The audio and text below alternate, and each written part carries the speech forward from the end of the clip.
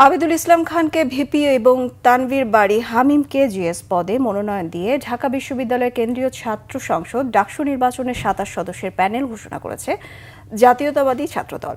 আবিদুল ইসলাম খান ঢাকা বিশ্ববিদ্যালয় ছাত্রদলের যুগ্ম সাধারণ সম্পাদক এবং হামিম কবি জসিমউদ্দিন হল ছাত্রদলের আহ্বায়ক। এছাড়া এজিএস পদে মনোনীত হয়েছেন বিজয় ৭১ হল ছাত্রদলের আহ্বায়ক তানভীর আল হাদি মায়েদ। দুপুর ১২টার দিকে অপরাজেয় বাংলার পাদদেশে এক সংবাদ সম্মেলনে ছাত্রদল সভাপতি রাকিবুল ইসলাম রাকিব প্যানেল ঘোষণা করেন। একটি পদ ছাড়া বাকি সব পদের জন্য প্যানেল ঘোষণা করে ছাত্রদল।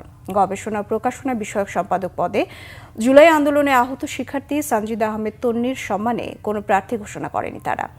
প্যানেল ঘোষণার সময় ছাত্রদল সভাপতি রাকিবুল ইসলাম রাকিব বলেন, গণতান্ত্রিক প্রক্রিয়ায় জনপ্রিয় তরুণ নেতাদেরকে মনোনীত করা হয়েছে, এখানে কারো কোনো হস্তক্ষেপ নেই।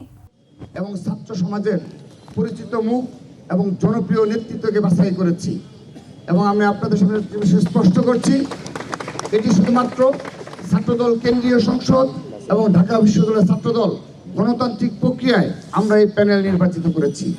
এখানে আর কারো কোনো হস্তক্ষেপ নেই।